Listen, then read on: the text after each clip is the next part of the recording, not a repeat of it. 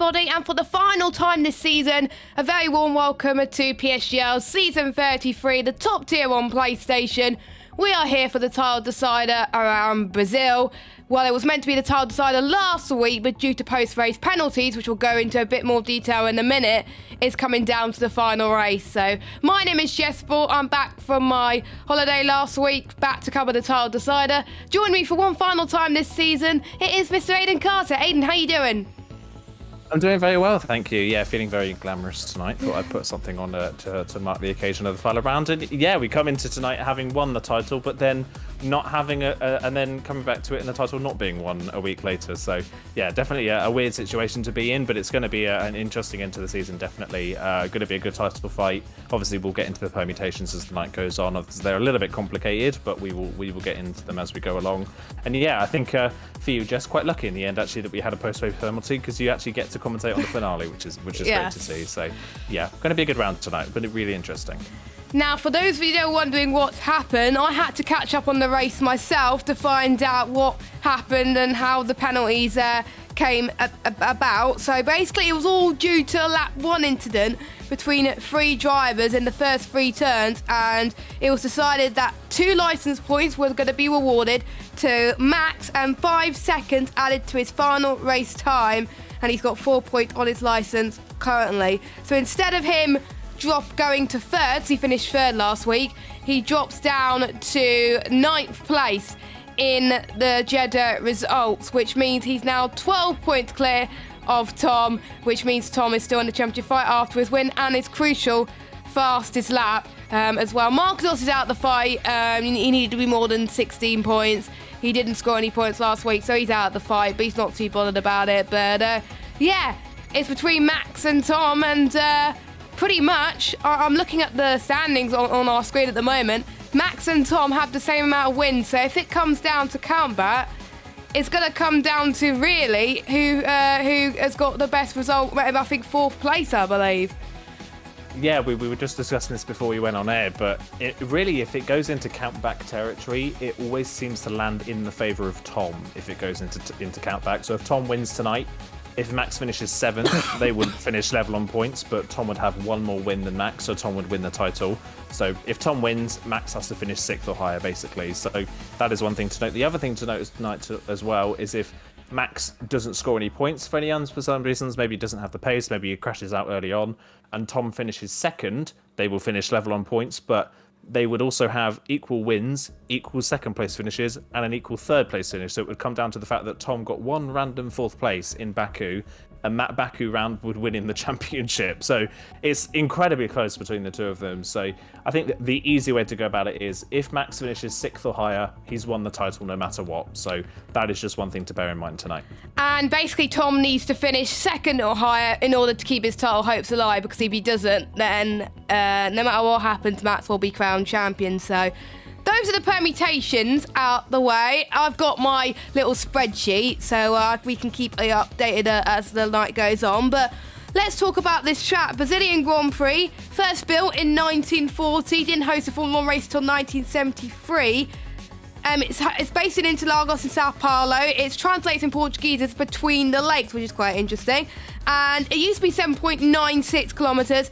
It's now around about 4 kilometres, 4.309 kilometres, due to safety reasons. But without further ado, let's go into, for one final time, let's go into qualifying. So only 15 drivers, but most importantly, we have both our championship contenders with us tonight, which is good. And the one disadvantage that Max does have tonight, Max doesn't have his teammate, whereas Jensen does. And even though obviously Max belongs in Talent Factory, the rule states, and I think Connor's made it very, very clear, even if you're in the same esports team, you're not allowed to help your the person that you want to help for the title unless you're in the same constructor.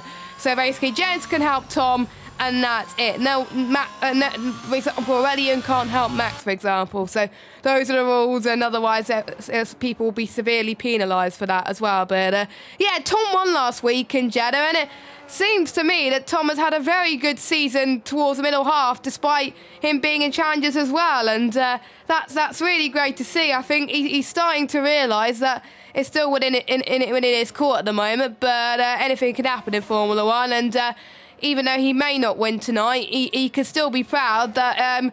Just like he was, I think, in his first season in F1 a couple of seasons ago, he's still within a touching distance of the titles. He heads towards turn number 1 now, into the centre S's as well. We'll see what he could do on his first lap on the soft tyres. Yeah, we'll see what he can do. And yeah, it's been a really good season for Tom, hasn't it? We've talked a lot this season about Tom struggling really to find his feet over this game cycle. He's really struggled over the past 2 seasons. And if you look back to the first 3 rounds of the season, Tom only had 4 points after the first 3 rounds were done. Max, at the same time, had 35. That is how much of a gap there was between them. They've completely Constantined up in the midpoint of the season. And yeah, it's been a really, really good middle half of the season for Tom. He's really done a good job. So great comeback for him as well. And there's a lot of drivers that really struggled at the start of the season that have found their feet at the end of the season, and that's good, of course, going into the new game cycle. You want to be on the upturn rather than the downturn in pace, and it will also help, of course, with placements a little bit on the next game. One driver definitely to mention in that sense is Volokongan, now currently P4 in the standings, having only scored 8 points in the first 6 rounds. He's since then been on the podium 3 of the last 4 races, so he's had an incredible run of form recently as Volokongan, and from the depths of about 18th or 17th, I think, at one point in this championship standings, he's now still within a shot of finishing 3rd and on the podium in terms of the season standings this season. So he's had a remarkable end to the season along with a lot of other drivers. And I have to say, for most of it, it's down to strategy. You've got to be obviously quick in terms of pace and stuff, but if you're not good on strategy, you're going to be near the back. And Volokongan is usually the one that likes to take gambles in terms of strategy. And for most of it, towards the latter half of the season, it's paid off. And he kind of reminds me of Markados in a way, because in his first season of F1, Markados struggled at the start. But towards the end of the season, he shone, mainly because he started to get used to the people around him. Obviously, it was a brand new game as well, and he got used to the game as well. But for Volokongan's sake, he's got used to the people that he was racing it. He races with them on a regular basis in different leagues now as well, so he knows what these drivers are capable of. As more blowout, a driver that got moved from F3 to F1 in the middle half of the season, slots into P2 already. We're starting to see people in the 107s, which is crazy. This is going to be the track like we've seen in Austria, I think it was round 4 of the season, where the gap is separated by 6/10 of a second, which I have to say is quite insane. By the way, Jensen and Markados separated by 1,000 of a second. Same with Lemire and Stefano as well, and Harry as well, and Fabi quite close. I mean, it's not just about who is going to be the champion. It's about stating your claim to stay in F1 for next season, because if you don't do well here, people might have doubts on you and whether you're able to consider your pace on the next game in this top division. So these drivers need to prove their worth in this race to clearly state their claim that they want to be in F1 next season. Yeah, there's definitely quite a few. I think some of the obvious names in that sense that stick out. I think Nemaya, definitely one of them. He struggled a lot this season, which has been a bit of a shame, because in the past he has had good pace. I think, remember back to the start of last season, of course, he won on track, at least. He won a race at Zandvoort last season, but obviously had that taken away with the speeding penalty. But since then, he's just kind of not been able to refine that form, sadly, as Nemaya. So he's one who needs a really strong result tonight to prove his place. Desso's another one as well. He does have a pole position to his name this season, but race pace-wise, Desso really has struggled this season. So he's another one who's kind of on the back foot going into tonight. But there are some drivers as well who are lower down in the standings who I think have definitely proved their worth in terms of speed this season. I think one of those, definitely Rowan. He's been fast all season long, but he has DNF'd a lot. He's had a lot of issues, a lot of crashes, but to pop him down into F2 would be potentially, at this point, if we were still on this game, silly, because he has the pace. He easily has the pace to be competing regularly at the front of this field. He just doesn't seem to quite be able to get to the end of the races or miss all the carnage in the middle portions of the races. So he will definitely be one tonight to look out for as well.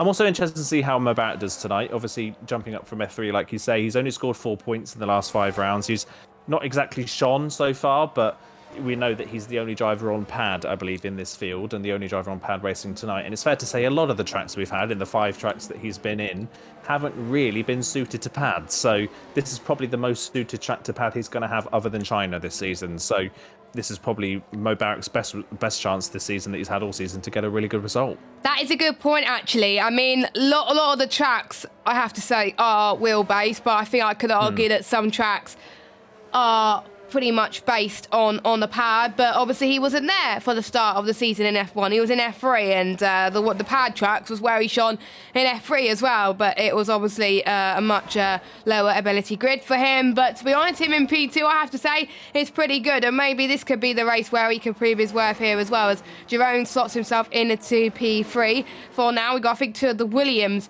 about to cross the line. The Meyer slots himself into P8 at the moment, still 1,000 clear of Stefano. We got one of the Hasses of Deso, who also needs to do well this at the end of this season to state his claim. He's in third. We've got, I believe, Tom, who's invalidated, or is he going to go again?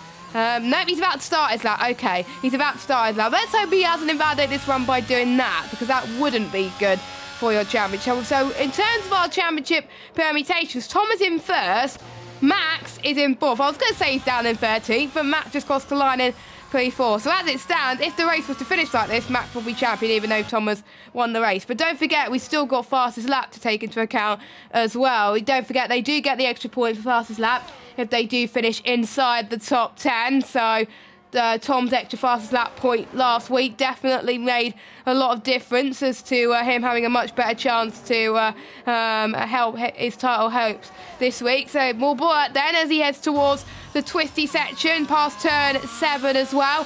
He's going to aim a little bit to the right and clipped to the outside just a little bit as he heads towards the final sector as well. Now, one thing I hate about this circuit, I've said it in other leagues, and I think you could agree with this as well, is the sausage curves. There are too many sausage curves around this track, and they're awful. And I think they should get rid of sausage curves altogether, because on this game, people could get beached on them, and I think I've got beached on sausage curves many a times on this game. Hope it doesn't happen on the next game.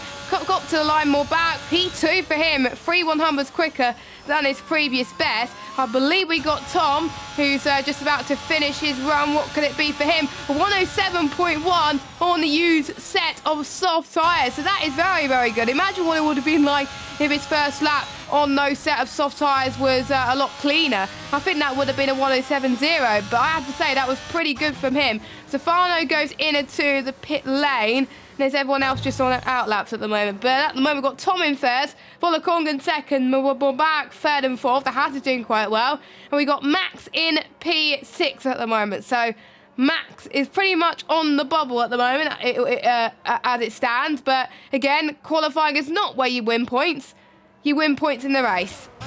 Yeah, of course, you win points in the race. Like you say, that's where it all matters. But as it stands right now, if it were to finish right now, Max would be just crown champion by, I think, potentially a single point. So that's how close it would be if it were to finish like this. So I think Max, for his own safety, I think wants to be a little bit further up. But look how close it is in the mid pack. Really, from Stefano to Volokongan in P2, there's just under 2 tenths separating second to 14th. Rowan's a bit further down at the back of the field, but you've got to say that Rowan is capable of much faster than that. So incredibly close throughout the field. And of course, we completely forgot about the fastest lap point potentially playing a part this season. But one interesting fact is that anybody that has taken the fastest lap in any of these races this season hasn't actually scored the point. So no one has actually scored a fastest lap point this season so far.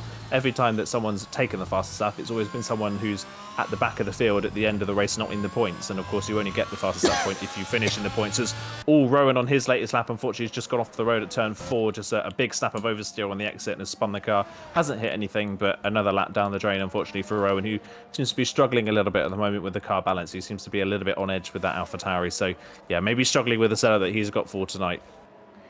Yes, exactly. And I thought Tom did get fastest lap last week. He didn't. It was pole position, and it's my fault for thinking that underline is fastest lap, but it's not. It's pole position as Jensen goes fastest with a 107.1. Now, I did ask the drivers before tonight what their highlights were for this season, and also apart from Jensen's win in China, which I have to say was a very good win for him. His strategy was, I think, really, really good.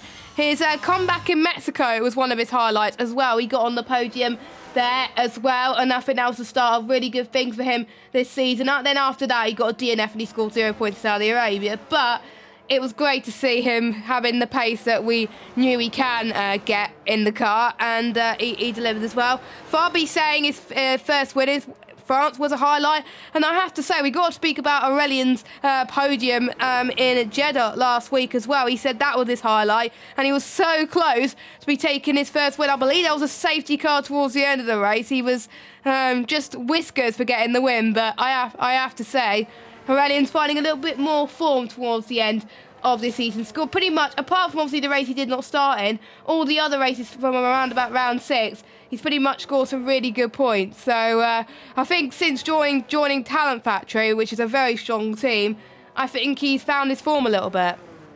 Yeah, he definitely has. He had a great round at the very start of the season in Spain. He looks really good, especially as a rookie for the top tier. He did a brilliant job in Spain. And then, yeah, just the midpoint of the championship, he really struggled. He just didn't have the pace. He was getting involved in incidents when he was at the front of the field. Just didn't have a lot of luck in the midpoint. But since China really onwards, obviously didn't start in Mexico, but since China, he's been right up there at the front of the field, one of the fastest every week. So he's done a really good job as of recently. He has Aurelian. So, yeah, he's definitely one, I think, going into next season to keep an eye on. He could definitely be a huge factor next season. One thing we've also not touched on yet, but we do have to keep an eye on tonight, is the Constructors' Championship, of course. There is a three-way fight for the Constructors. The top 3 teams are Alfa Romeo, Ferrari, Mercedes.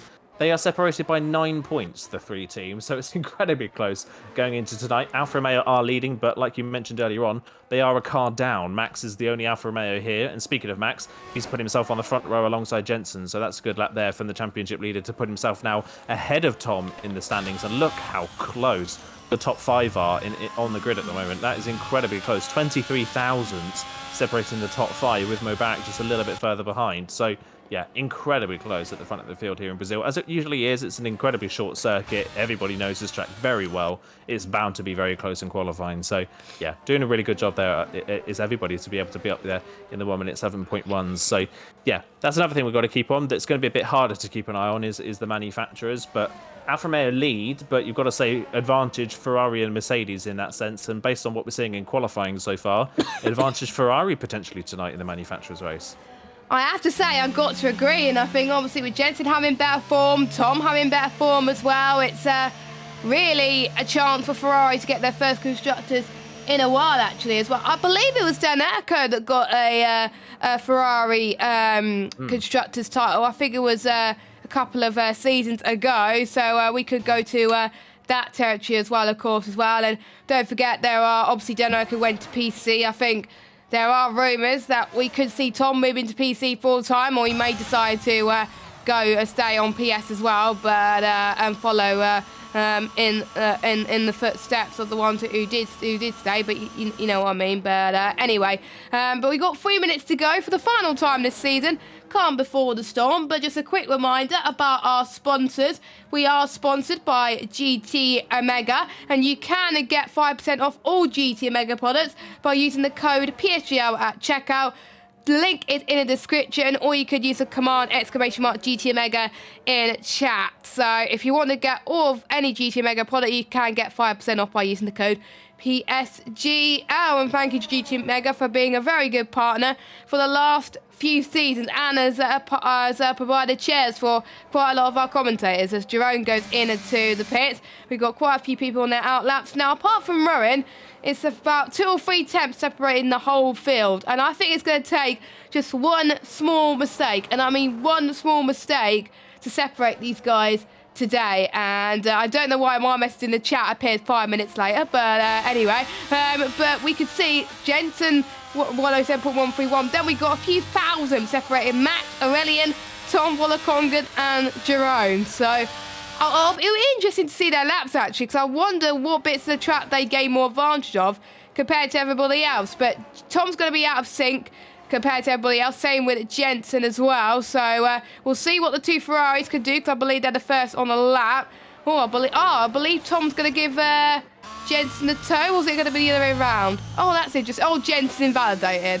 Jensen! So probably Tom moving out of the way wasn't the best idea, or maybe he's doing what he did last lap and potentially go on a scrub set, which kind of paid off it, but we'll have to wait and see.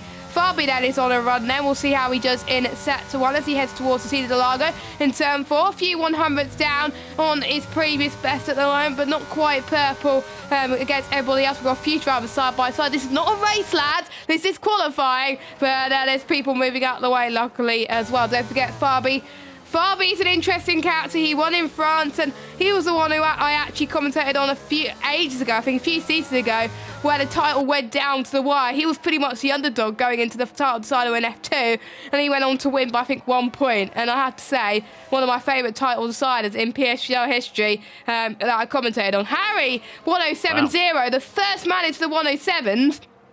We have got Fabi then, who's going up to the line then. We'll see in a Mercedes if he can channel his inner Lewis Hamilton and get himself on the front row. What can Fabi do?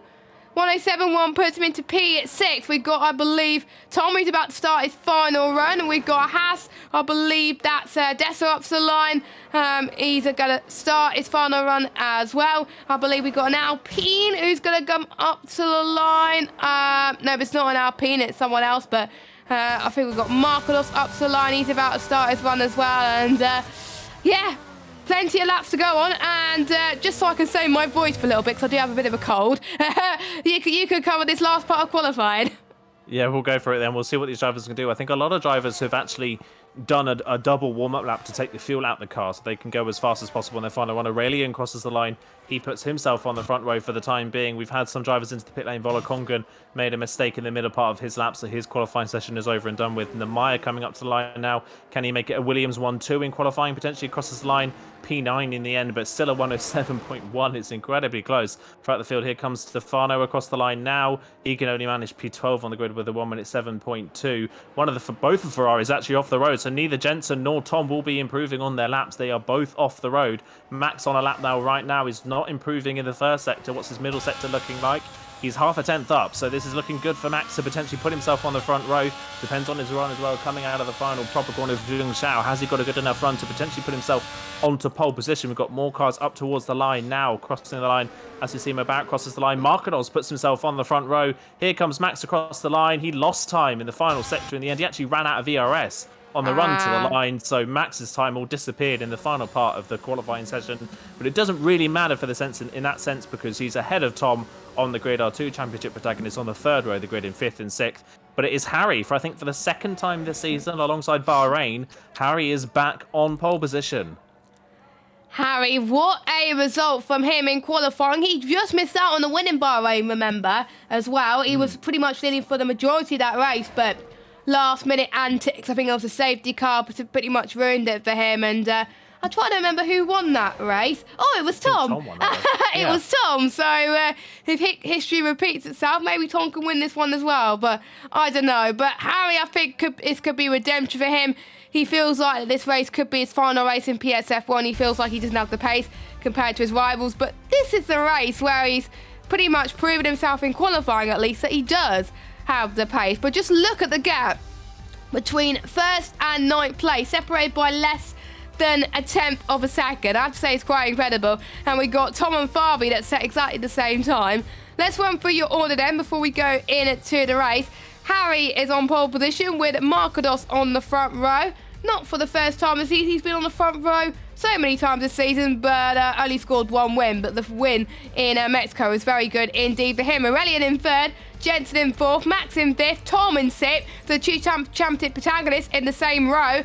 Fabi Volakongan on the next row. Then we've got Jerome Nemaya in 9th and 10th. Mubarak Cadesso 11th and 12th.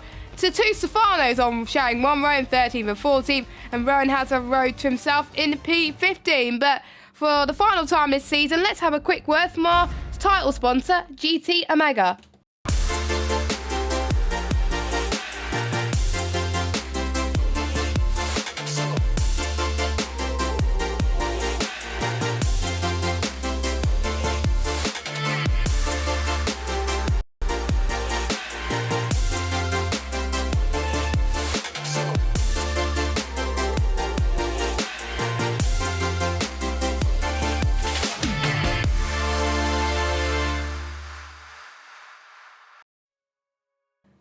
A very warm welcome to PSF1. Once again, we are here for the title decider for PlayStation. Matt's against Tom. And for those of you that are wondering why the title decider is happening tonight, there was a post-race penalty. 5 seconds was added to Max's time. So the gap is now 12 points. If Max can finish 6th or higher, then Max will be crowned champion for season 33. And if Tom wins, well, there's multiple things that could happen that Max will need to do to make sure Max crowned champion. But we got an interesting race on our hands. The reason why people are on multiple laps on the softs, we didn't know it at the time, but it's raining here in Interlagos. It looks like it's intermediate conditions due to the tyres that they got in the garages at the moment. But yeah, it tends to rain quite a bit around Brazil. But here we go then. So for the final time in this game cycle, 1, 2, 3, 4, 5 red lights. And we are underway. Volakonga's got a drive-through penalty for jump starting, but we've got Harry that's had a very good start in the way into turn number 1. Markados trying to go down the inside in towards the centre S's. Harry almost losing the car a little bit there. Can Markados take advantage? Oh, Harry spun. Harry has spun. Luckily, ghosting is on for him. And Tom has dropped down as well. Tom, I think Tom's got a bit of damage to his car. Oh my goodness! Oh. Max is out. Stefano's out. Well, that is the craziest first lap I think I've ever seen from a PSF1 race. That is awful. That was a horrible crash coming off the corner. It looked like that was triggered between Max and Fabi coming out of turn 3. They were wheel banging each other coming out of turn number 3, and Max just lost the rear of the car in the middle of the pack. Tom's out as well. Nobody had anywhere to go. Tom has retired out of the circuit as well. Well, that's our champion then. Well, if that is it over. By the way, Tom, the reason he dropped to the back, he got a drive-through penalty for jump starting. So Tom was the one that initially jump started, and Volakongan jump started in reaction to Tom ahead of him on the grid, which is why Tom dropped to the back. He jump started and then just didn't move from there. I think from that session, I think Tom had realised it was over. He gave up. He didn't move and he just held back. I think he got beached.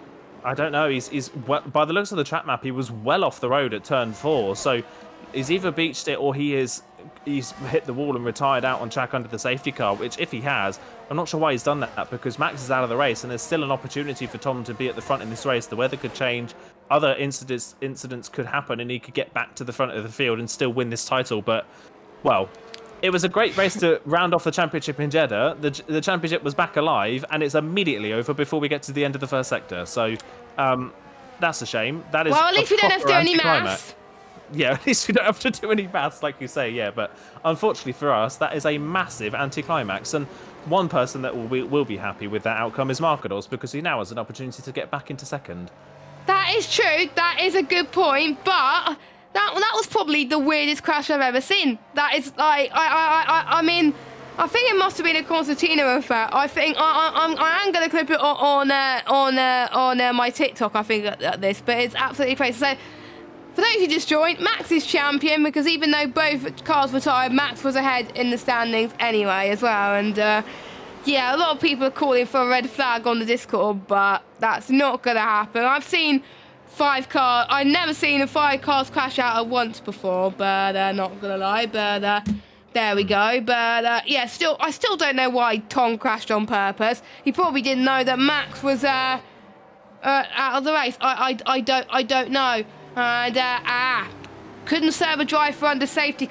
Well, you would still potentially have time to serve a drive at the end of the safety car, but you could probably argue that you would probably lose time coming in and into the pits after the first lap, after green flag running. I don't know, but anything could happen though. Anything could happen. If he still would have kept going, we would have had 11 cars. There still would have been plenty of chance for Tom to potentially come up the front. But yeah, it would have been interesting. But hey ho, that's the interesting situation at times. But Harry's still in this race, which is great to see. And let's look at position gained, actually. It's a bit of a shame that it's gone anti-climax, unfortunately. I know one person is not going to be too impressed about what happened. It's Connor and Louis. So good luck, stewards, because I think they're going to be absolutely busy, I think, in Brazil. But there we go. But we got Namaya, Morborak and Deso all gained from it. Stefano's gained from it as well. And we got Markados has gained 1. He had a good start. Jensen's gained 2 and Fabi's gained 4. Biggest loser out of the ones who are still in this race. Harry is down 7. Volakongan, fair play to Volakongan. Even if he has got a drive through, he's still going, because at the end of the day, he's still going to get a point if he finishes. So at least he's going to get points in this race if he finishes. But Yeah. I still don't know what to say, to be honest, but safety car should be coming in this lap, I think. Hopefully. We'll wait and see. I think the sector point is just coming up, so we'll wait and see there. But yeah, a lot of drivers, like you mentioned, calling for a red flag, which I would understand if that was a game glitch of some sort. But it's not.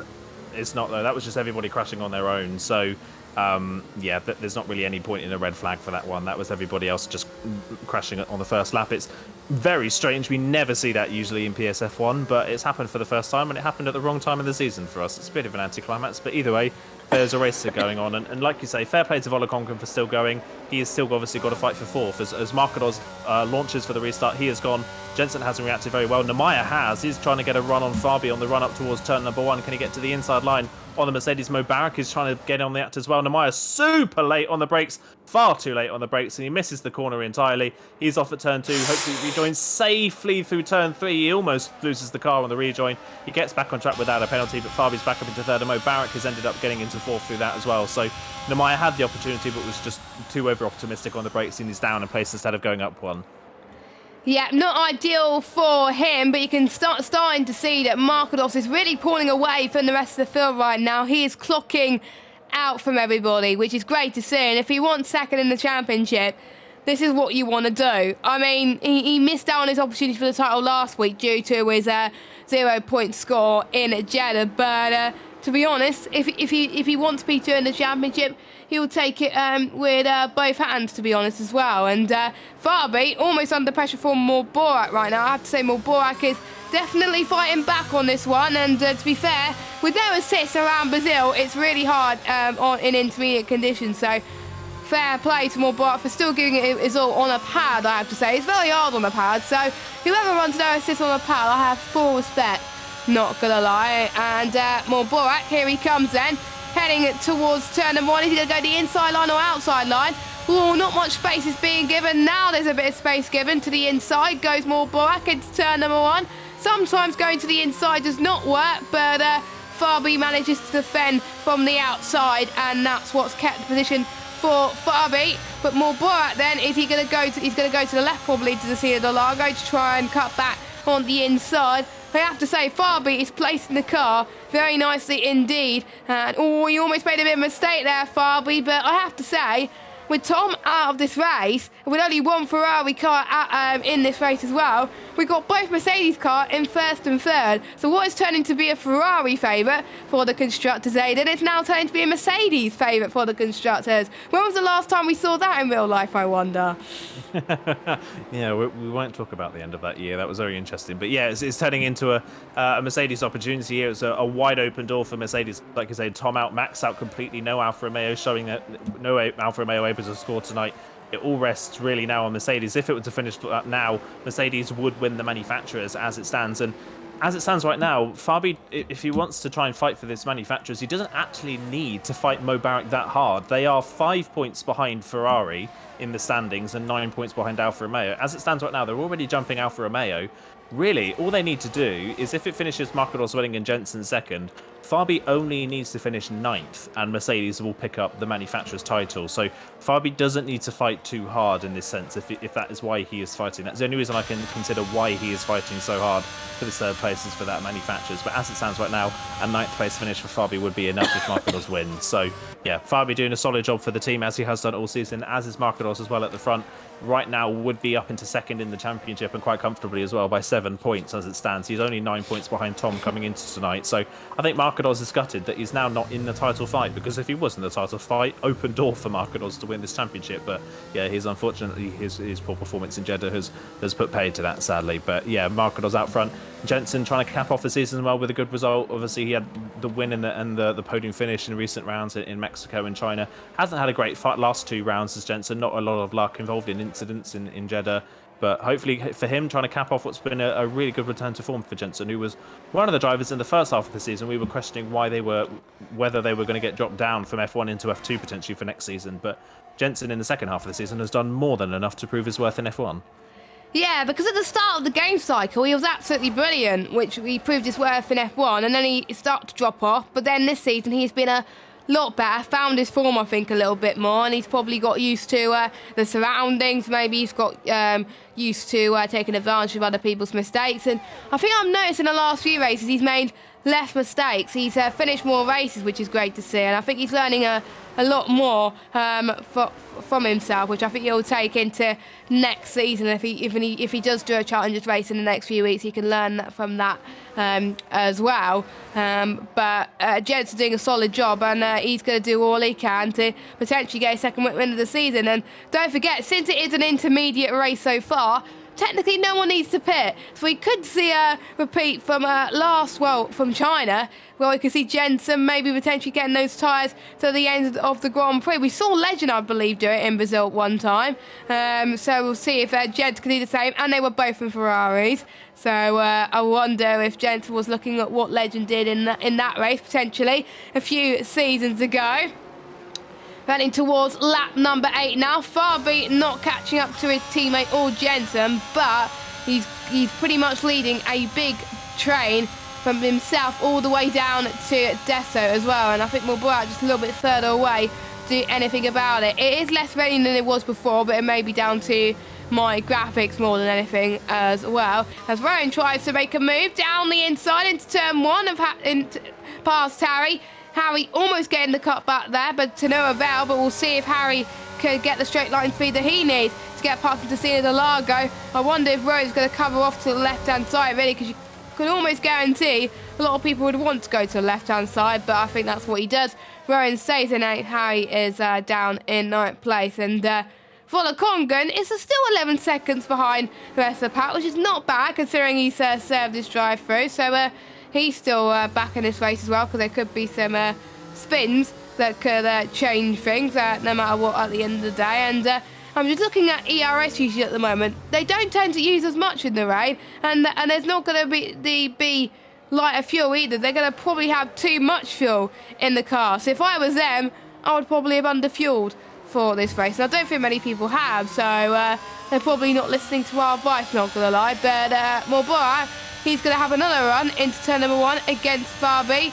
We'll see if he has the upper hand this time. Yeah, we'll see what he can do. He does have a good one. He's using a lot of that ERS. He's going to think about a late move to the inside line. He's going down the inside late on the brakes. Down the inside into turn 1. Although a little bit of wheel-to-wheel contact between the two of them. I think Farby left just enough space. Mubarak was maybe a little late on the brakes, but they both get away with it. Mubarak holds on to 4th. No damage for the Haas either. Farby stays 3rd. But yeah, you can definitely tell Mubarak is the faster of the two of them. He wants to get through as quickly as he can. I think Mubarak is staring at an opportunity of his first podium in PSF1, and he's trying to get that as quickly as he possibly can before he's ended up being attacked from behind. So yeah, he's trying to get that move done, but maybe just settle in for a few laps. It's a long race, obviously. If it stays intermediate conditions the whole race, there's every opportunity you could do this race with no pit stops, or you may want to do it with 1 pit stop in this race as well. So there's, of course, that strategy element we've got to think about for these drivers as well. We have seen drivers, I think, in wet races in PSGL Brazil in the past do a full race distance on 1 set of tyres. Of course, I think one season, of course, Legend did that, if I remember yes, correctly. He did. The same season he won, of course, in Circuit Americas in dominant fashion. He did the same thing in Brazil, but by pitting rather than by not pitting rather than pitting in that race in the wet conditions. So it's definitely possible. Maybe Mubarak is maybe erring on the side of he's going to pit in this race, because you can definitely tell he's pushing that car a lot more. But looking at the rain is starting to ease off. So I'm wondering if we're getting closer and closer to slick conditions. And as it stands right now, if it were to dry up right now, it would be hards to the end of the race. But I think give it maybe 5 laps, you would probably consider using the medium compound tyres to the end of the race, because tyre wear isn't particularly high here.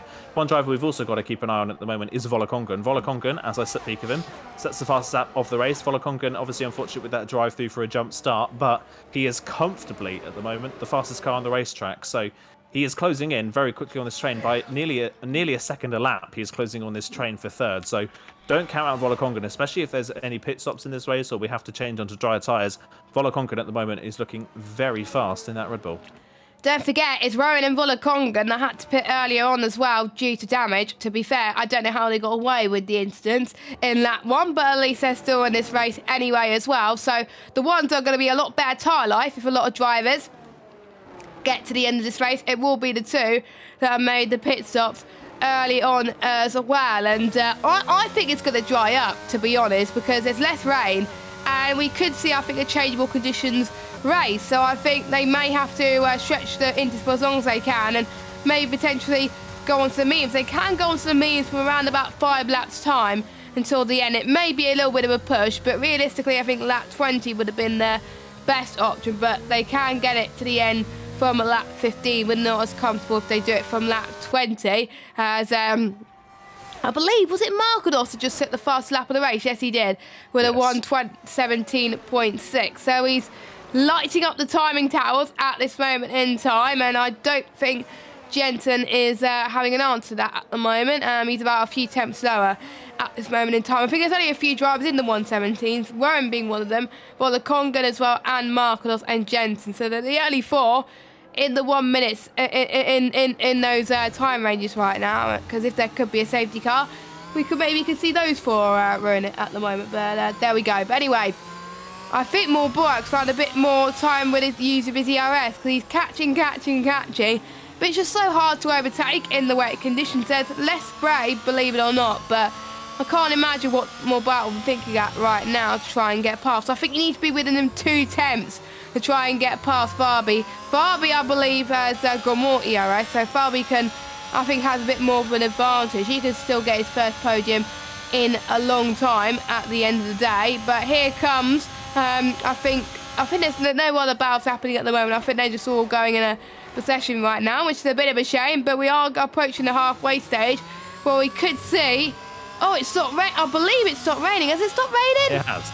Yeah, it definitely has. Yeah, just as you were saying that, it just stopped raining. So, yeah, it's going to start drying up very soon. It depends on how quickly it does. I think sometimes on this game, it either dries up incredibly quickly or it takes forever. There's kind of no in between. So we'll see which one of them it is. But yeah, rain has stopped, so we're getting closer and closer to slick conditions. There's a pit stop opportunity for people to make some strategy calls as well, and we'll see what they're doing. One driver who's starting to pick up the pace a little bit now is the Maya, of course, obviously after that bit of ascend into turn 1 on the safety car restart. Of course, lost that 4th place, ended up down in 5th, but he's starting to put a bit more pressure on Mubarak now, who is starting to struggle a little bit. Can't quite keep to the back of Farby as he did maybe a bit earlier on. Maybe the slightly drier conditions are maybe not playing into the favour of Mubarak, and he's starting to maybe cook those tyres just a little bit. So Namaya's on the back of the Haas now, trying to find a way through. So yeah, we'll see what these drivers do in terms of pit strategy. I'm sure pretty much everybody's going to play it safe, I would say, and probably go for a hard compound tyre if it dries up now. But if we get to about that 15 or 16,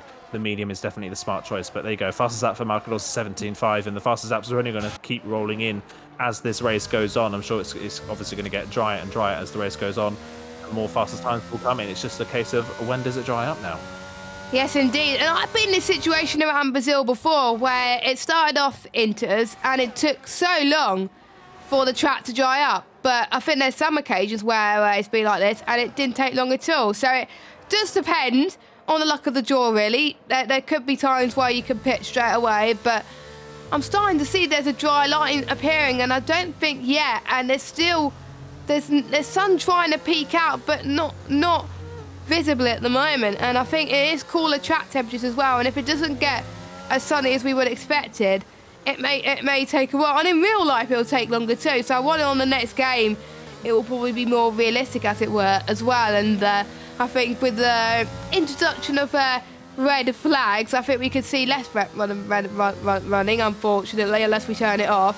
I know for some races they'll probably turn it off on the game, which I'm relieved you can turn red flags off on the game, because if you don't want it, then that's fine. But if you do want it for realism, that's fine too. But I think for league racing, I think it'll just waste time personally. But anyway, Markados still leads 2.2 seconds over Jensen. Farby's around 4 seconds down over Jensen as well. So we have to say the top 2 pretty much set in stone right now, unless any of them make a mistake or if any of the drivers decide to pit early. I think Volakongan is potentially going to be the one that takes the gamble, I think, and go for a tyre earlier than anybody else. He usually does, I think, goes for a strategy gamble. Sometimes it pays off, and for sometimes, like we've seen in the last couple of races, it works out wonders for him. So if I was to guess who would go in the pit first, it would be Volakongan. Yeah, I think it makes the most sense. Obviously, he's away off the back of the train as well after that drive-through, so it makes the most sense that Volakonga will be the first to pull the trigger and come in and see if he can gain some time back on the train in front, of course. But his one worry with coming in a little bit early, of course, is that being on a set of maybe mediums or hard compound tyres in slightly damp conditions is potentially not actually going to be faster than the intermediates. Obviously, the gap in pace between the slick tyres and the dry compound tyres isn't as big on this game as it has been in previous games. So if you come in a little bit early, the track is still damp and you can't get the tyres up to temperature, you're going to lose way more time compared to those staying out on a set of inters. So it's definitely going to be a bit of a knife edge as to when they come in, but based on how the track is looking right now, it is not drying up very quickly at all. So I think it could still be quite a few laps before we see some drivers in for a set of the slick compound tyres. This track is still looking very shiny when I'm running on board these drivers. There's not really a dry line appearing. So yeah, still I think we're a way off some drivers pitting for some slick tyres yet, but as it stands right now, with how far we're getting into this race, it's you definitely got to say that everybody's probably going to put on the medium compound tyres from this point onwards.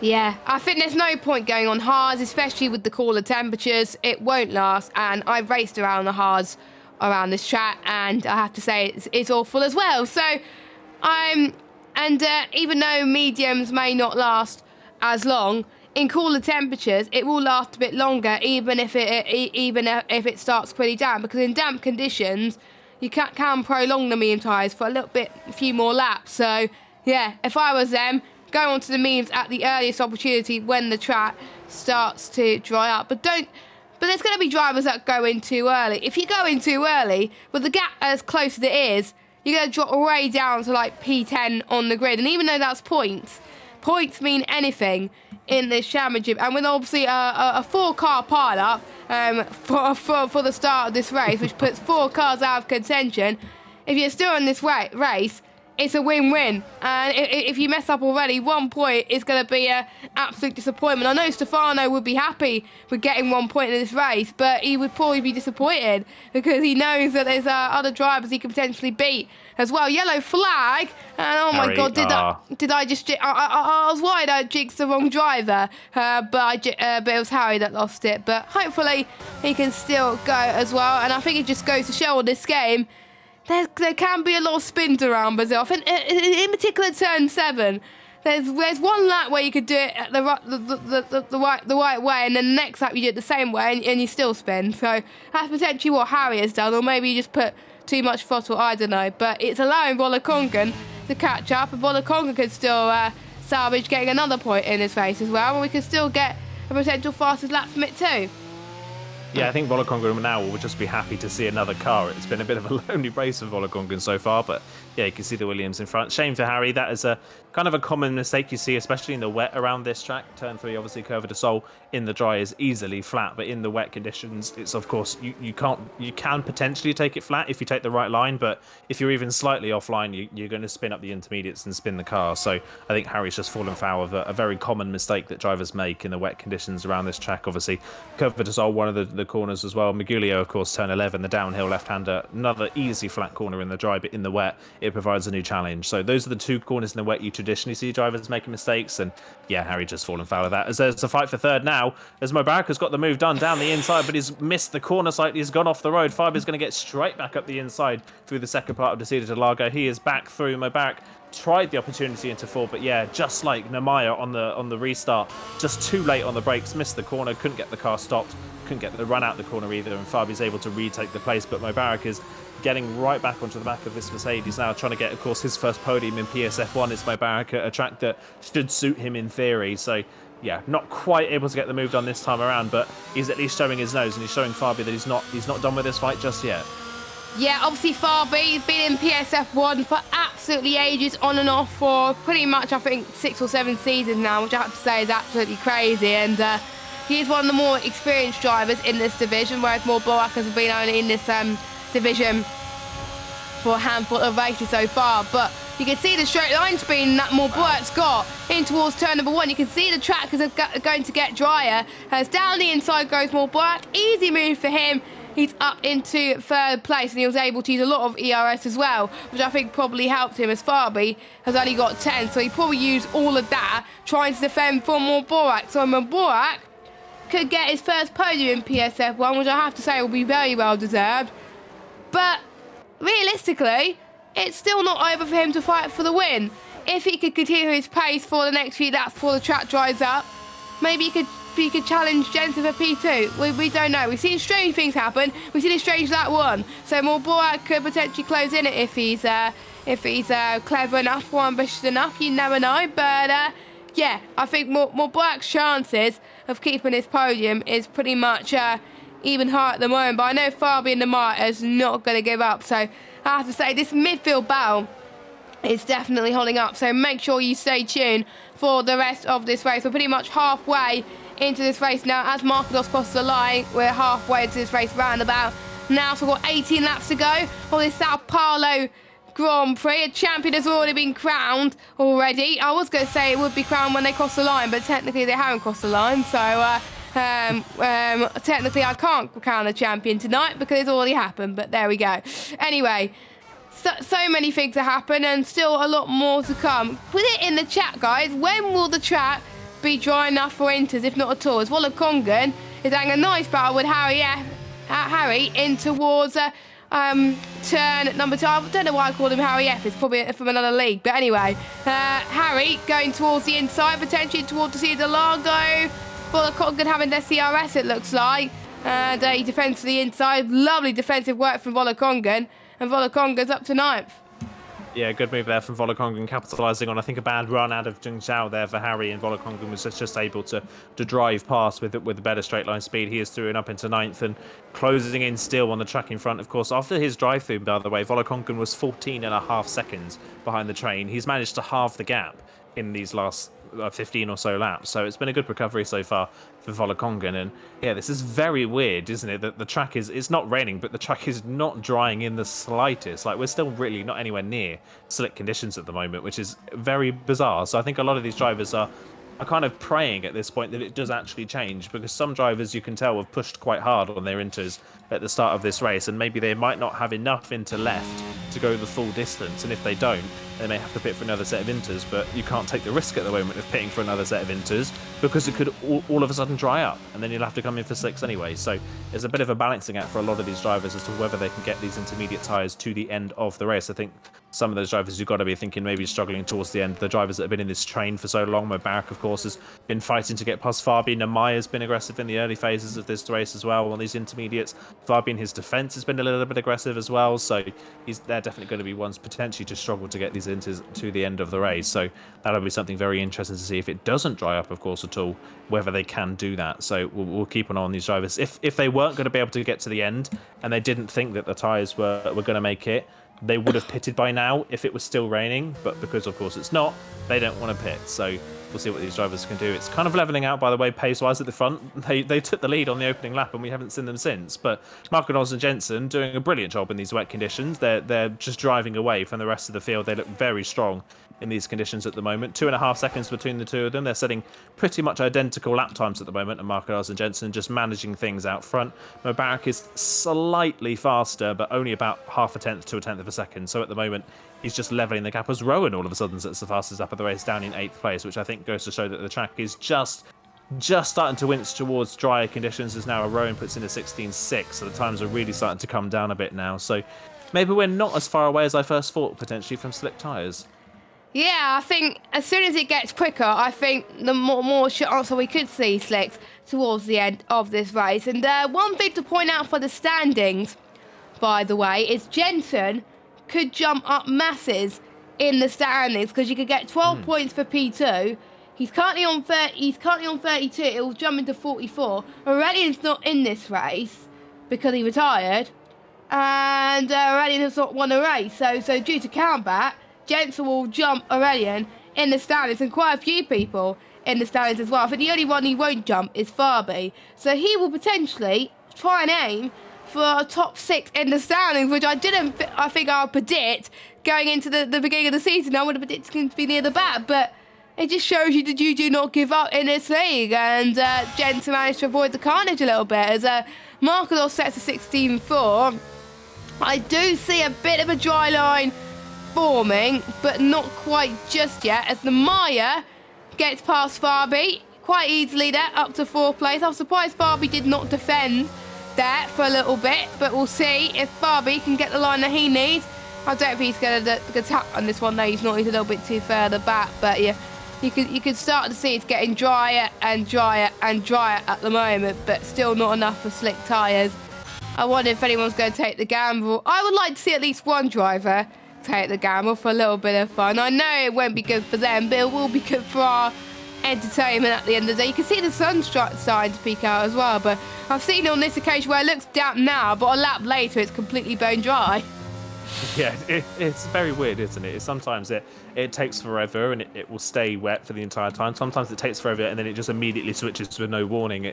It is a very weird system sometimes, is the track drying system in this game. But that's a good move from Nemaya. Nemaya is a driver we mentioned at the start of the stream as potentially needing to fight very hard to keep his place in F1 next season. Of course, a new game cycle could mean different things, and different drivers may peak or may drop down in pace on the next game cycle. But Nemaya this season really has struggled in comparison to recent seasons. He's had good pace, and even if he hasn't scored well in previous championships, he's had the pace to fight at the front. Of course, multiple pole positions last season when he was a teammate with Marlon. But just like Marlon this season, they've not had the pace, and they've struggled to get the results as well. So yeah, this is definitely for Nemaya. This is something that he can use potentially. If he can finish his race in fourth, this is definitely a race he can use to try and sway people into his favour, to say that he can still fight in PSF1, because at the moment he is currently down in 19th place in the standings, only on 12 points. He is, I think, the second lowest driver.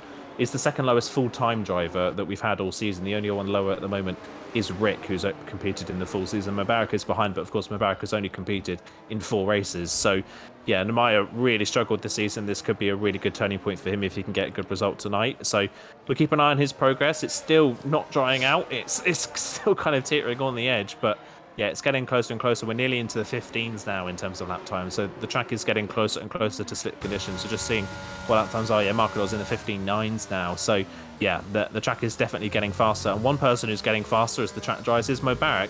Speaking of which, he's just at the fastest lap of the race, the 15.8 from Mubarak. He took half a second out of Jensen on that lap. So Mubarak is just starting now to put some pace together to potentially close in and hopefully see if he can maybe fight for second place. Maybe I think he's more suited to these kind of like changeable conditions which are on the cusp of drying, where you never know. Or maybe he's more suited to the dry conditions potentially as well. And I think that may be a sign of things to come for Mubarak as we head towards the end of this race.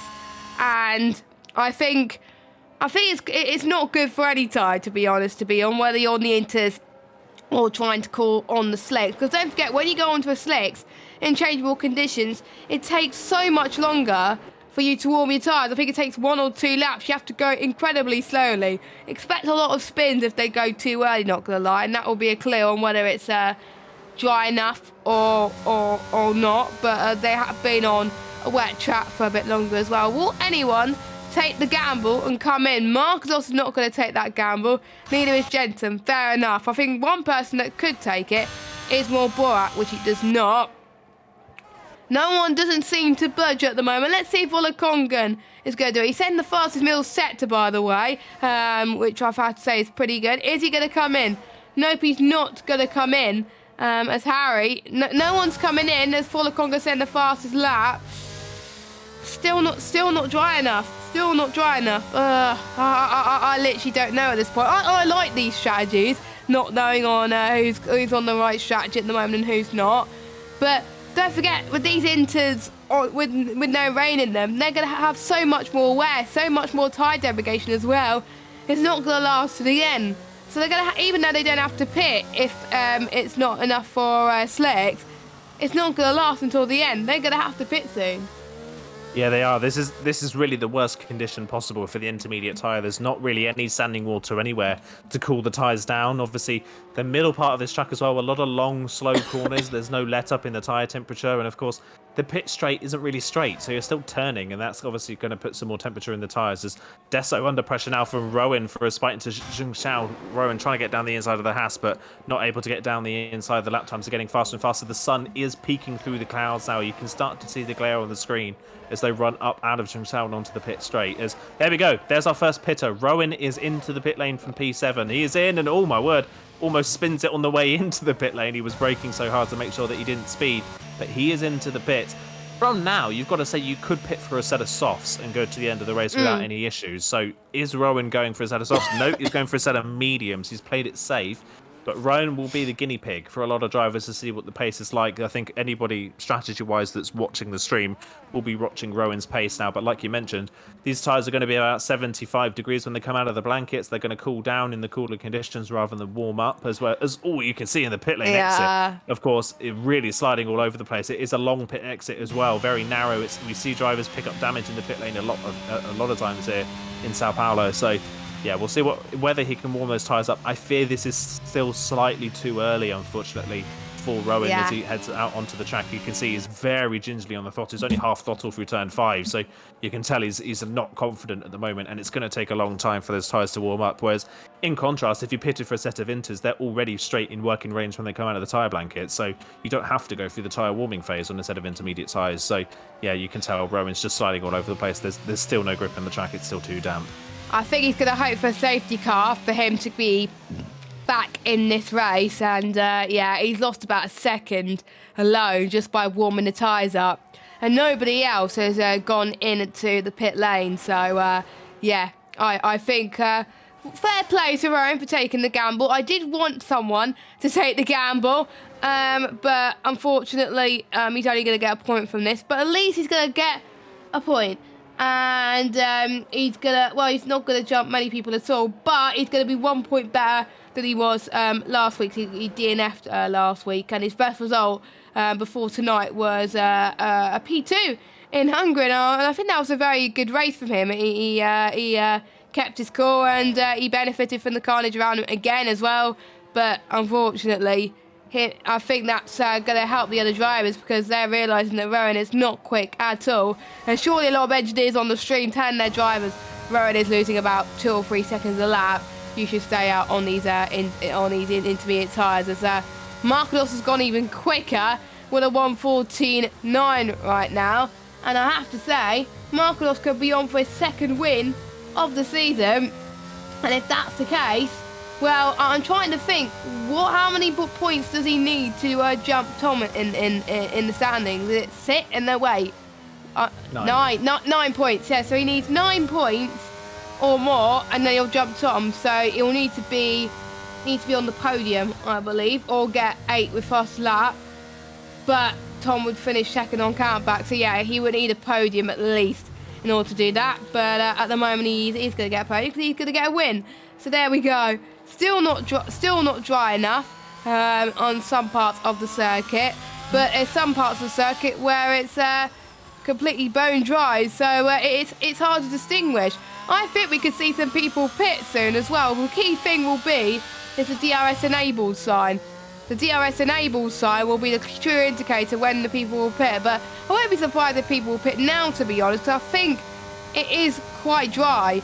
As Marcos, no, he stays out. Okay, I thought he would have come in. Jensen stays out as well. It might be just the graphics playing havoc with us, but Morbak is in. Interesting. Namaya's in as well. But I think they've all been told to box, I think, by Mark, because we've got a whole string of guards coming in. Harry's in as well. Rowan is not going to gain much, unfortunately, from this, but Marcos has got to continue producing fastest laps after fastest laps, otherwise his charge is over. Now, you've got to be on the softs. Softs can get to the end from here. I'm surprised more people didn't go for the softs. Deso and Stefano have gone for medium, so it's more Borak and Harry. Well, Kongen, Fabi and the Maya have gone for softs, so they're going to come up. But to be fair, with them a little bit further back, it may not make a difference, to be honest. As Rowan said that, yeah, I think if you know that Rowan is on the mediums, I think surely you would have to know you need to box, and it is dry. It's completely bone dry now, so Marcos and Jensen has got to come in, but I think they've got the gap. I'm trying to remember how much time we lose in the pits, and I think it's less than 27 seconds, so I think Marcos should be fine. But Marcos comes in, Jensen comes in. Well, Black has got to be much quicker if he wants to go out in the lead, but unfortunately it's not going to happen. No, it's not going to happen. They'll still go through the tyre warming phase. Marquardos and Jensen, despite being on old inters, was still setting personal best times in those sectors. So, yeah, I think for Marquardos and Jensen, they just played it safe. They had a good gap. I think Marquardos' gap over Mobat before they pitted was 9.5 seconds. So that's more than enough time for him to come in and still comfortably be in the lead when he comes out. He does a good old drift coming out of the pit lane. Does Marquardos just to warm his tyres up, but the 2 leaders have gone for softs. Not a surprise. Only 7 laps to go. The softs will easily get to the end with no problem around here. So they're in for the soft compound tyres and they're back out again. And yeah, they really barely lost anything in the end to Mobat behind. So yeah, smart choice there for Marquardos just to go a little bit further in this race, just to make sure that they don't have to go through any issues with the track being a little bit greasy. But like I mentioned earlier on, sometimes it could just immediately switch, and just like that, it immediately switched, and we are on to slick conditions. And now we can see if people can recover. And the first driver who's looking like he's on the move is Volokongan, P8, right up behind Deso in the DRS zone. DRS, though, I don't think has still been enabled yet. I haven't seen anything about it being enabled yet. The track is bone dry, so the fact, oh well, there you go, it is bone dry. It has been enabled just now. There we go, so good timing. On cue, yeah, I think they can hear me potentially in the fake control room that they don't have on this game. But yeah, DRS is enabled. Perfect timing for Volokongan if Deso can't get in Stefano's DRS range. We'll see what Deso can do, but Volokongan here, great opportunity to throw himself up a couple of places, especially with if you can get past Deso quickly. Stefano is right there for the taking. Yes, Volokongan, don't forget, is on the softer tyre, which is around about 5-6 tenths quicker than the medium. So ideally, he's going to be the one who has the tyre advantage. So if he does not get past Deso or Stefano, he's going to be in a lot of trouble heading towards turn number 1. But I think he's going to take his time, be a little bit patient. They all have the same amount of tyre life as well, but anything can happen in this tier. The soft may degrade quicker, you never know, but I've seen drivers make the soft last 10 laps around there. So for Volokongan, he's got a good chance of getting P6 in this race, which I have to say will be another good result from the Red Bull driver who got promoted into F1 at the beginning of the season. He was the F2 champion last season. Obviously that crown's gone now. It's gone to Jerry this season, who I believe is still in the chat, and I believe we will hopefully see him in F1 next season.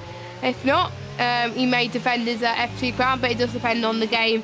There could be people that are a lot slower in F1 23 than F1 22, but yeah, everyone will have to go through the evaluation race stage, no matter if you raced in PSGL or not, as we're about to start lap 32. And first driver into the 1 minute 10s, Marquardos and Jensen. So those two are absolutely flying on those sets of softs at the moment. Mulbrook not catching up, unfortunately, but this is Namaya's chance to potentially snatch the podium as well. But I think, obviously, Faber needs to finish 9th or higher to help Mercedes win the Constructors. He's doing that at the moment. Yeah, at the moment, as it stands, Mercedes would become manufacturers' titles, manufacturers' champions. Fabi, if he finished 8th, he would be fine. If they finished 9th, I think they'd finish level on points with Ferrari, but I think Ferrari have more good results in one go this season than Mercedes do, so I think Ferrari would end up taking it. So yeah, at the moment, Fabi's doing more than enough for them to secure their title.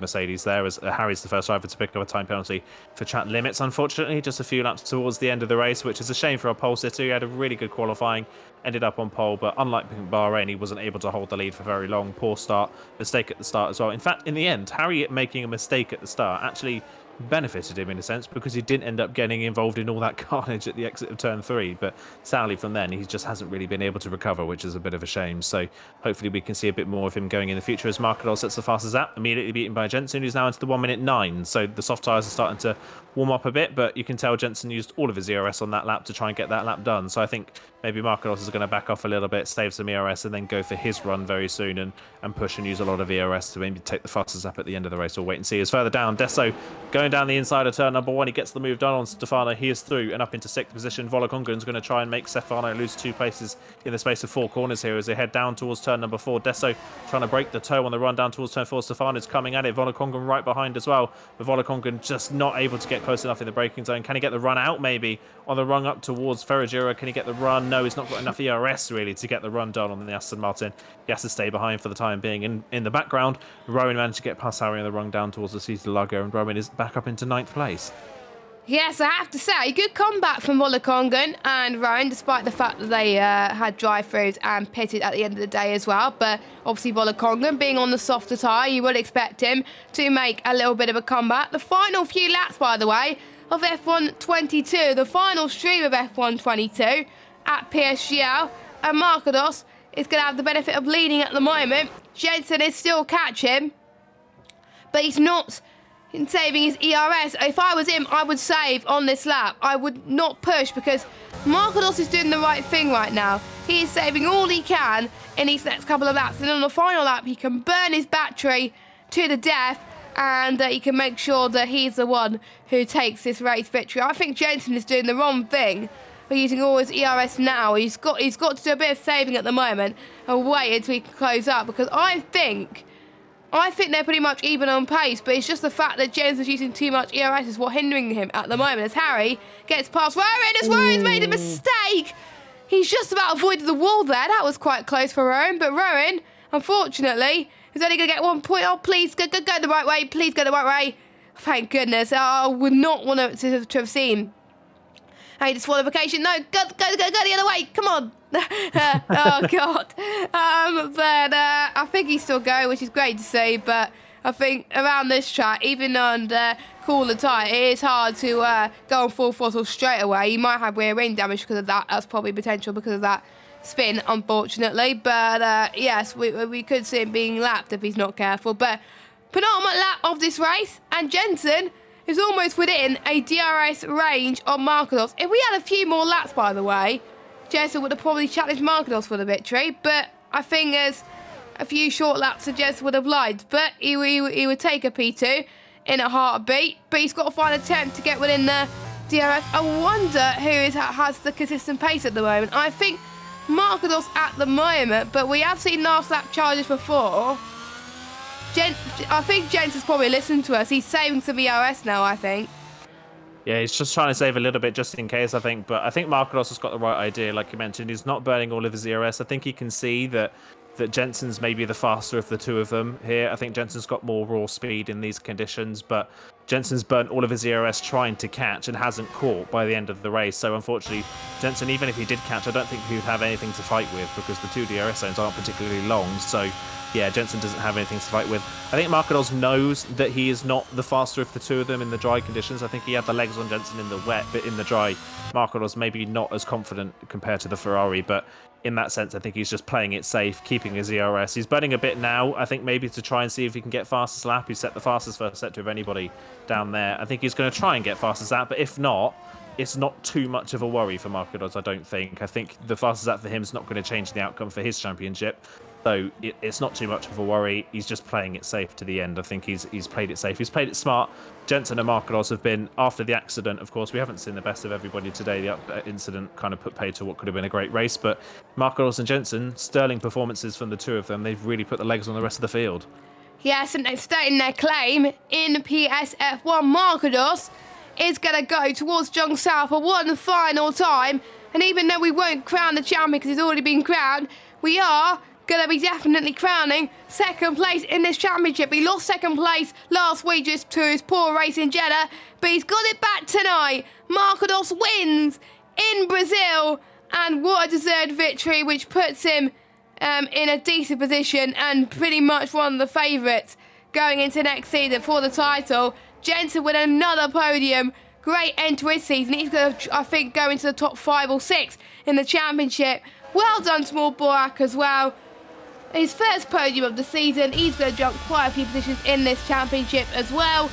I think he's going to be on 16 points, which is going to be more than some other drivers because obviously they didn't finish. So, but yeah, and then Borak gets driver of the day, and I think that's well deserving for him as well. And I have to say, good comeback from Walla Conklin as well, despite that drive-through. But I have to say, Markados, I think that run into turn 1, I think, helped him get that win today. I think he took the lead from there and he stayed there, and he got the final win of season 33.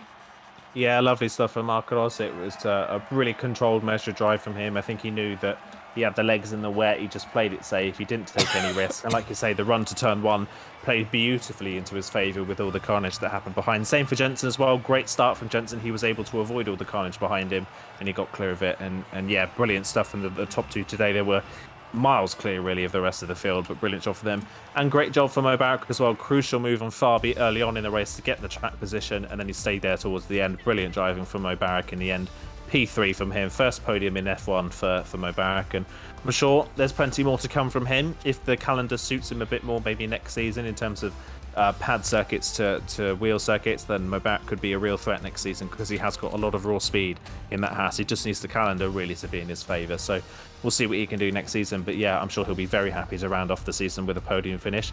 Nemaya as well had a really bad, I'd say bad season by his standards. It's not been a fun season for Nemaya, but I'm sure he'll be happy to cap off the season with his best result of the season. Yes, indeed. We got Markados, Jensen, Morborat, Nemaya top 4. Fabi with a good result as well in 5th. Deso and Stefano 6th and 7th. They'll take any good result in a heartbeat.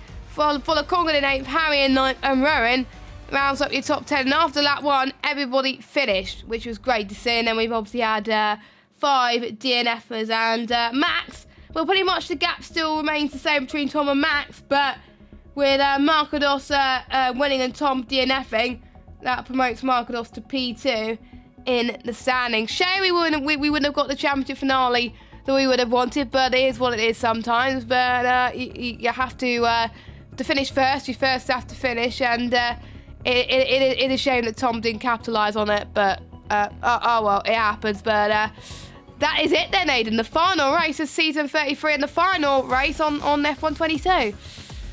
Yeah, final race on this game cycle. It's been fair to say that this game cycle's been a bit of a weird one, hasn't it? It's been kind of up and down for a lot of drivers. It's been a very difficult game for a lot of people to try and acclimatise to. Some people have, some people haven't. Some people have improved. Some people have dropped in the past 3 seasons across this game. It's been a very interesting game cycle, and by the sounds of it, with what's potentially to come with F1 23, which I think is only 3 weeks away, or 3 or 4 weeks away, if I'm not mistaken, which is crazy that it's come around this fast. I feel like it only just got announced, but yeah, with that game coming around, it seems like we're heading more back towards a slightly easier kind of traction model. I think the real kicker for this game has been traction compared to previous games. Obviously, with the 18-inch rims, it's been very difficult in comparison to previous seasons, but it seems that we're heading more back towards what we had around F1 2020, 2021. So for some drivers, I'm thinking drivers like Jensen, even though they've kind of got to grips with the game now, I think games like 23 may suit them a lot more. So yeah, there's definitely going to be potential shift arounds in the performances for the next game, which will be very interesting. We could have completely new people fighting at the front. It could be the exact same grid. We never know. We'll have to wait and see. It'll be very interesting to see what can happen. And yeah, just another thing to note as well, of course, after that one, Mercedes are officially Constructors Championships. So congratulations to Markados and Fabi. Really good teammates all season. They've worked really well together. Obviously, it kind of landed in their lap a little bit tonight with Tom not being able to finish the race, and neither Alfa Romeos being able to finish. Well, Frankie not starting and Max not finishing. It did kind of slightly land in their lap, but they were in the fight anyway. They had a good season all the way through, and they were able to capitalise on the final round. So brilliant job to Mercedes for the Constructors title. Yeah, I think those two were probably the best teammates all season in terms of, I think, camaraderie as well. And I loved the race in France where Markados was helping Fabi. I think if he did not and went for the race victory that day, probably that might have made a difference in his championship charge. I don't know, but he probably wasn't thinking about the championship at that point. And I think he was still, not regret what he did on that day in France, because that brightened up Fabi's spirits, I think, on that day as well. Do we have any interviews? Our race winner is waiting for us. So Markados looks like he wants to have a chat for the final time this season, which would be nice to do. And just by the way, just wrapping up on the points, Markados gets second in the championship. Markados, in the end, only ended up 5 points behind Max. So that's how close it was in the end. Unfortunately, obviously, Markados didn't have a chance tonight, but I'm sure he'll be very happy. We'll find out, but I'm sure he'll be very happy with the runner-up spot to this season. Imagine if he would have done well in Jeddah and would have won in France. Yeah. I'm not going to bring that up in the interviews. I'm not that mean. But anyway, I got the interview screen up. Let's bring our race winner into proceedings. Markados, can you hear us? Yes, hello. Hi. Hello, Markados. Probably not the way you would like to have won this race, but massive congratulations on your second win of the season. You've now taken back P2 in the standings. It's great that you've ended the game cycle with a bang, right? Yeah. Of course, without the little practice for this race also, it was a very, very nice race. Yeah. the title decider was decided after turn 4, I mean, so that was not the craziest title decider, but yeah, it was a really, really nice race. Yeah, in the rain, it was beautiful. I feel really, really comfortable. And yeah, at the end, it's at least the constructors championship with Fabi together. So yeah, really, really happy. Yes, massive congratulations on the constructors, by the way. It did help, obviously, both of you were running in these positions and you obviously getting that victory as well. I think you've been teammates with Fabi for the last few seasons now. I think how important was it to maintain that relationship throughout the season? Because remember, we saw that teamwork in France where you helped Fabi get the victory. He also has helped you throughout the last few races of the season to help you get close to the title, which unfortunately you didn't get, but you were very, very close to it. But how good was Fabi in helping you this season and the other way around when you were helping him in France? Yeah, he was helping me a lot on the track, and also for my head, I would say. So I was every race positive. Also in the races that not was on my side.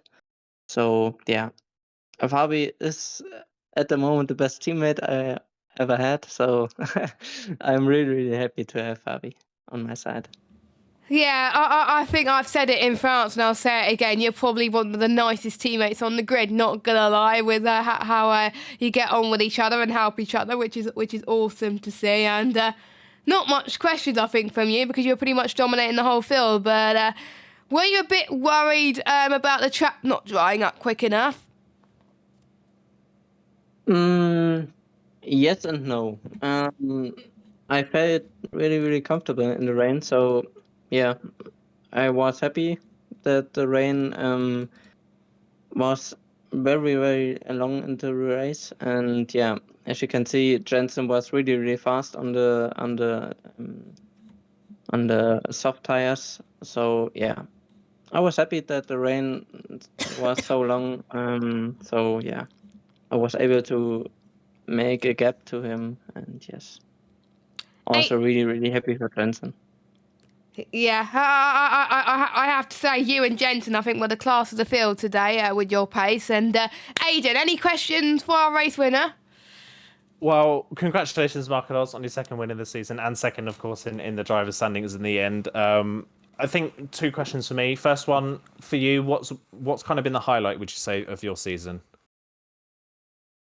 I think France and Mexico. Yeah, Mexico is the most important highlight for me.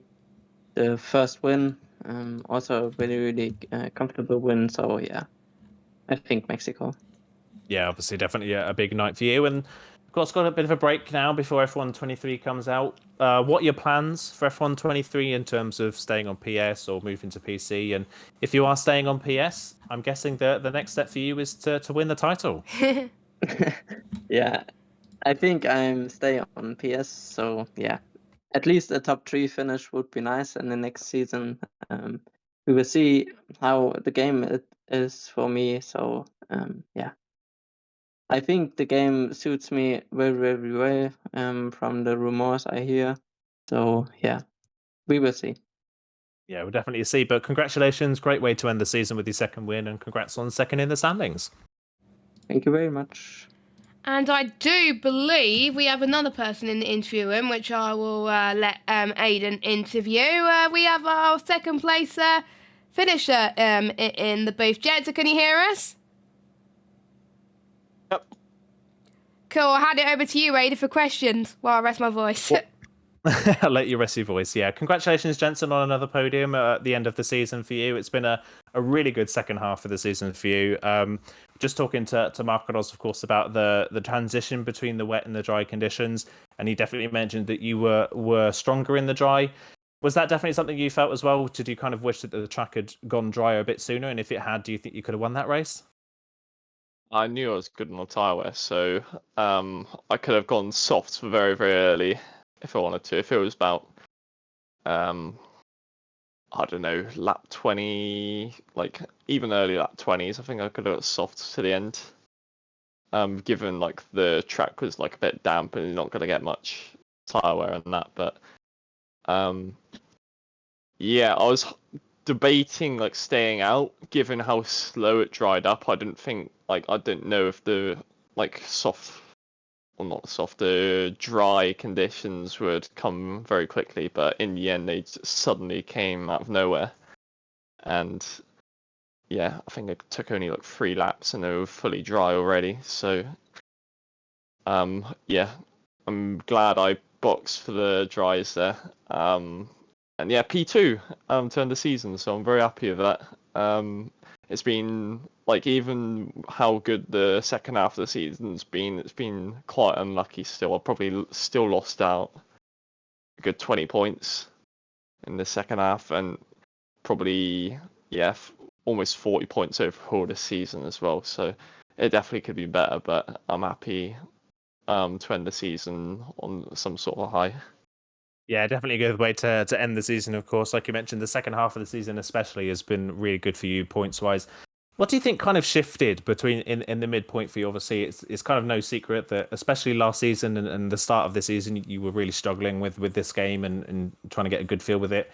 What do you think for you shifted and kind of helped you find that pace again in the second half of this season?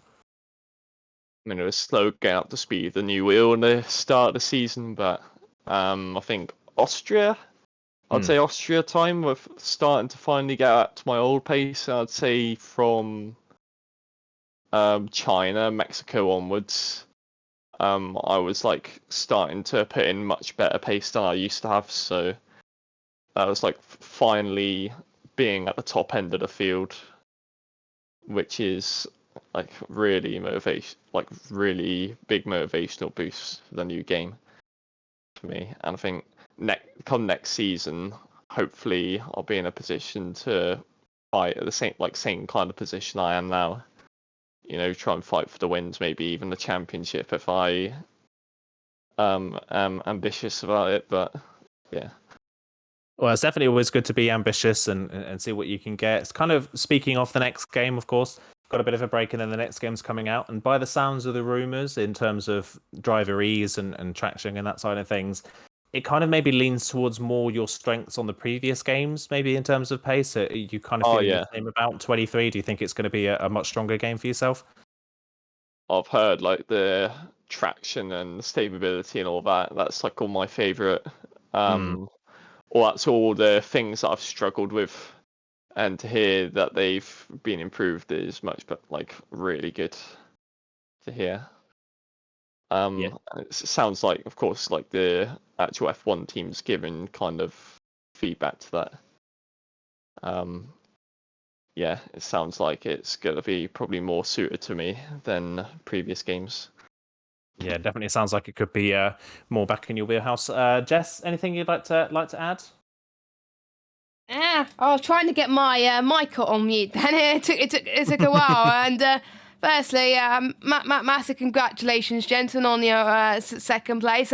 Any plans in terms of F1 23? Are you going to stay on PS for the foreseeable future, or are you gonna go on to PC? Because I think you've done a few races on PC this season. Are you gonna do a bit of both, or just stick to one platform? And if so, which platform are you gonna stick to for next season?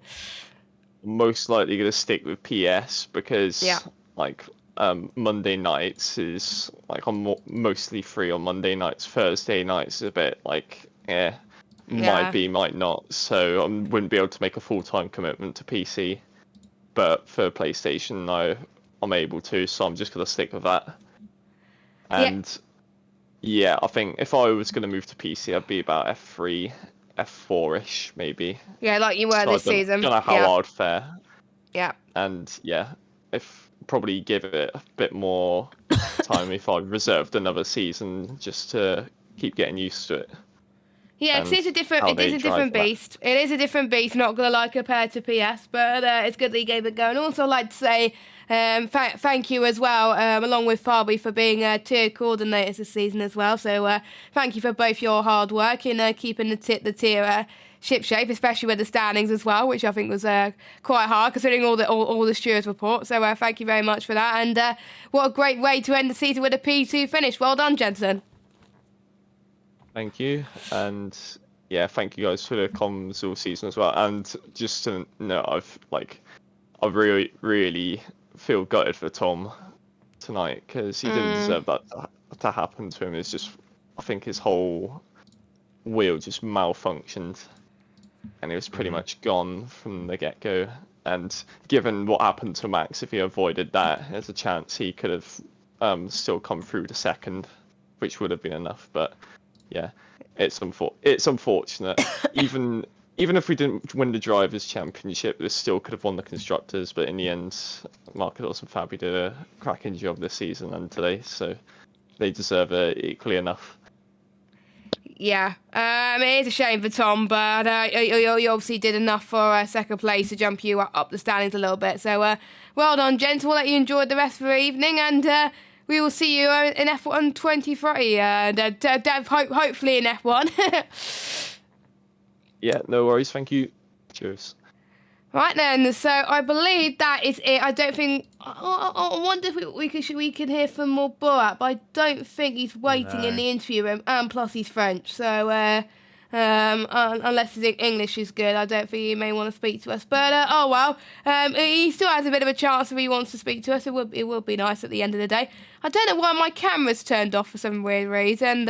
I'll try and fix that. So you'll have the entry screen for just a minute. But just like I was saying, thanks to everybody who has been watching the stream. Thank you to obviously the tier coordinators, as I was saying. Thank you to obviously all the drivers as well, the ones who've turned up for the final race, especially. Definitely given a season to remember in terms of some of the races anyway as well. Obviously, well done to Max, who has been crowned our champion 2 times. I don't think many people would have been crowned 2 times this season, but I think that is the history books for Max, but he eventually did enough this time to be crowned champion. Obviously, well done to Mercedes being constructors champions as well. Obviously, thank you to Kryptonite for being head steward as well. All the other stewards as well. I don't know who they are, but again, without you guys, there'll be no races as well. And obviously, of course, thank you to all the lovely commentators as well who've put on some great streams every week. And without the commentators, there'll be no races to watch as well. And obviously, of course, thanks to yourself, Aidan, for joining me every week. And it's been a pleasure once again. It's been 3 seasons now that we've been together. And yeah, on to the next one, I guess.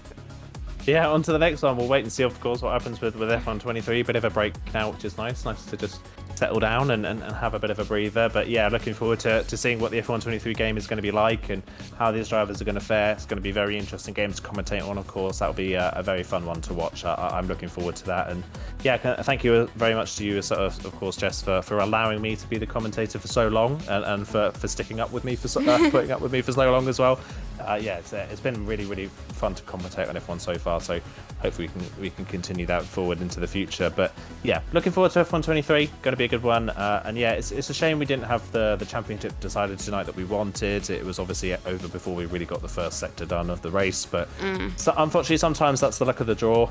That's just sometimes how the cookie crumbles. There's not really much we can do about it. Of course, Tom's issue is obviously not great, but without really a kind of a lobby-wide issue, there's not really much we can do about it. So it's a real shame. It's a shame that it ended that way, but we've got 2 championship finales in 2 weeks. So if you want to just ignore Brazil, go back and watch Jeddah, and you basically still get the same championship result. So you can go back and watch the Jeddah race and see how that one turned out. So we'll keep that one as the de facto title finale because in the end it didn't really affect anything tonight. So we'll wait and see. Yeah, that was a good race. So go back and watch that one maybe. But yeah, looking forward to seeing what the 23 game provides.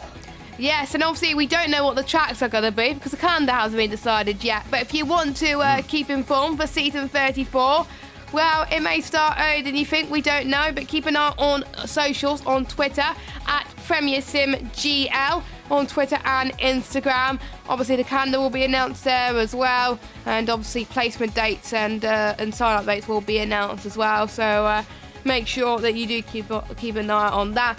Don't ask us when sign-ups are over because they're more than likely going to delay it. So please don't ask. Just keep an eye on socials. They will announce it when they are ready. It's usually about a month, I think. I think it's usually about a month, 3 weeks after the game is released that the new season starts. So we'll keep an eye on that. And obviously, if you want to be a commentator as well, more information about that soon. But yeah.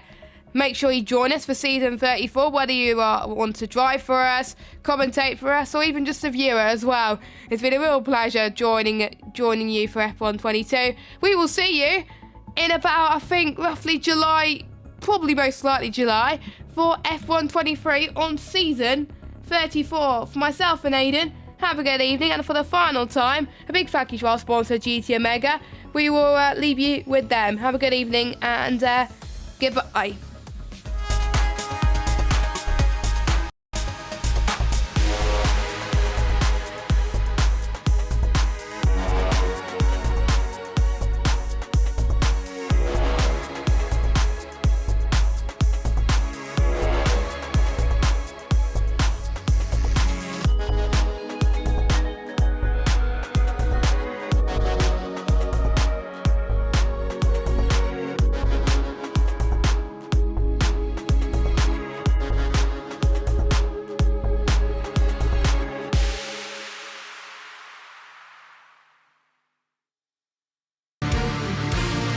This broadcast was brought to you by GT Omega, proudly supporting PSGL.